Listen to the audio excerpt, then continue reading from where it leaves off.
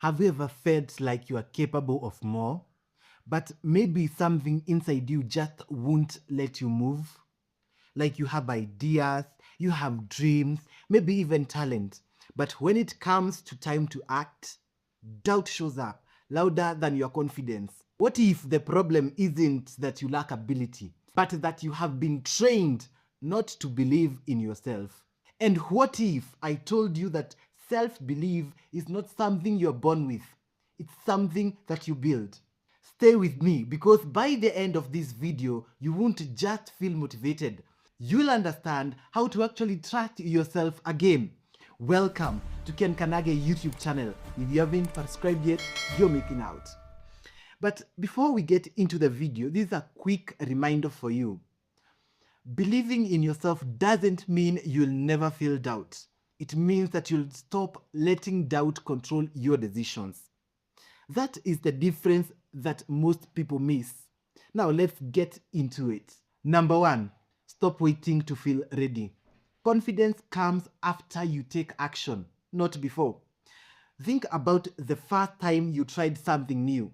Maybe speaking in public, starting a page, or even approaching someone. You didn't feel ready, right? But after doing it a few times, it became easier. That's how confidence is built, through evidence, not feelings. The mistake people make is waiting for a perfect emotional state. They are going to say that I'll start when I feel confident. That moment never comes. And this affects everything: your career, relationships, and even opportunities. You delay your life because you are waiting for a feeling that only comes after the moment. Now imagine this. What if your future confidence is just waiting for your current action? So ask yourself, what have you been postponing because you don't feel ready? That is exactly where your growth is. Number two, change how you talk to yourself. The voice inside your head matters more than any external opinion. If your inner voice constantly says that you can't, that you're not good enough, you're going to fail, then even small challenges are going to feel impossible. Think about it. If someone followed you around all day saying those things, you'd avoid them. But when it comes to your own voice, you accept it. Why? Most people don't even realize how negative their self-talk is because it feels normal. That's the trap. This affects your mindset, your confidence, and even your performance. You hesitate, you overthink, you shrink yourself. Here's a shift for you. Instead of asking, what if I fail? Start asking, what if I figure it out? A small change will have a very massive impact. So the next time you catch yourself thinking negatively, pause and ask, would I say this to someone I care about? If the answer is no, then why are you saying it to yourself? Number three, keep small promises to yourself. Self-belief is built on trust, and trust is built through consistency. If you constantly tell yourself that I'll wake up early, I'll start today, I'll be disciplined, and you don't follow through that, you slowly stop trusting yourself. It's like having a friend who keeps breaking promises. Eventually, you stop believing in them. You have been doing that to yourself. So most people think that they need a big wins to feel confident. But it's actually small promises that matter more. For example, saying that you'll study for 30 minutes and actually doing it, that builds internal trust. That affects your discipline, your goals, even your identity. You either become someone who follows through or someone who doesn't. So let me ask you, what is that one small promise that you are going to keep? Start there. That's how self-belief grows. Number four, stop comparing your beginnings to someone else's middle. Comparison is one of the fastest ways to destroy your self-belief. You scroll online and see people winning, succeeding, glowing, and suddenly your progress feels small. You are comparing your chapter 1 to someone else's chapter 10.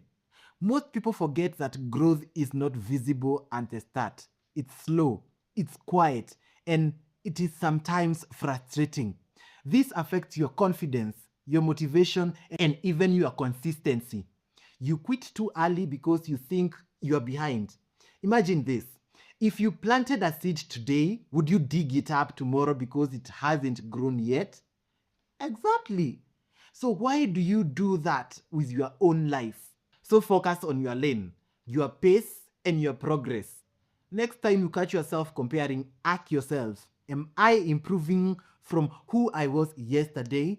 That is the only competition that matters. Number 5, accept that failure is part of the process. Most people don't lack confidence, they fear failure. And because of that, they don't even try. But here's the truth, failure is not the opposite of success, it's part of it. Think about any skill: speaking, content creation, business. Nobody starts perfect. Everyone fails. They adapt and they improve. The problem is people take failure personally. They think that I failed, so I am not good enough. No, you failed because you were learning. This is going to affect your career, your risks, and your opportunities. You stay safe and you stay stuck. Imagine this. What if every failure was just feedback instead of judgment? How differently would you move? So the next time something doesn't work, don't ask, why am I like this? Ask, what can I learn from this? That shift alone builds real confidence. Number 6, surround yourself with the right energy. Your environment shapes your self-belief more than you think. If you are constantly around people who doubt, criticize, or limit themselves, it starts to reflect on you. Even if they don't start it directly, their mindset transfers. So most people underestimate this. They think that they're immune, but over time, negativity becomes normal. This affects your ambition, your confidence, even your vision. You start thinking smaller. On the flip side, being around people who take action, who believe in growth, it pushes you. Imagine being in a room where everyone is chasing something bigger. Doesn't that energy feel different? So ask yourself, are the people around you building your belief or are they breaking it? Sometimes believing in yourself starts with changing your environment. Number 7, take responsibility for your life. This one is going to feel a little bit uncomfortable, but it is very powerful. As long as you blame circumstances, as long as you blame people or situations, you give away your power. Yes, not everything is your fault, but your response is always your responsibility. So most people misunderstand this. They think taking responsibility means blaming themselves. It doesn't.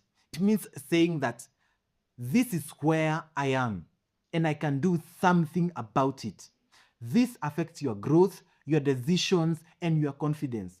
Because when you take your responsibility, you also take control. So imagine this. Two people in the same situation. One blames everything and the other asks, what can I do next? Who do you think is going to grow faster? Exactly. So ask yourself, where in your life are you waiting for things to change instead of deciding to change them? That is where your power is. Number 8, build skills, not just motivation. Motivation is temporary, but skills are permanent. And so is discipline. Most people rely on motivation to feel confident, but motivation comes and it goes. Skills, on the other hand, give you a real evidence that you can do something. For example, if you learn to edit videos, speak better, or solve problems, your confidence increases naturally. Why? Because you have proof. This is going to affect your career, your opportunities, and your independence. Skills open doors. The mistake people make is consuming motivation without action. They watch videos, they watch reels, they feel inspired and do nothing. So here's the shift. Instead of asking, how do I feel? Ask, what am I building? So the next time you feel unmotivated, don't wait. Just start learning or practicing something. Confidence follows competence. Number 9, see yourself as a work in progress. Most people think that they need to arrive before they believe in themselves. I'll be confident when I succeed. I'd believe in myself when I am better. But that mindset keeps you stuck because you are always chasing a future version of yourself. The truth is, you are not finished, and that is okay. Growth is ongoing. Most people overlook this. They judge themselves too harshly in the middle of their journey. This affects their self-esteem, their patience, and their consistency. You feel like you're not enough, even when you're improving. So imagine this.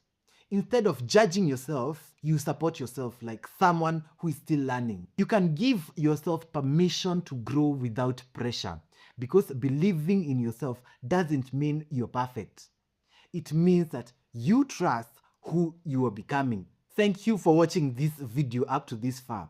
And as you know, for the people who watch this video to the very end, I have a bonus for you. You don't become confident by proving yourself to the world. You become confident by proving yourself to yourself. Self-belief is not magic. It is built through actions. It is built through habits. And you can treat yourself daily. Now I want to hear from you. Which point hit you the hardest? You can drop it in the comments. Let's talk about it. Thank you for watching this video to this very end. Give it a thumbs up. It helps this video to get to more people who want value just like you. Also, don't forget to subscribe and follow me on Instagram at Kanage.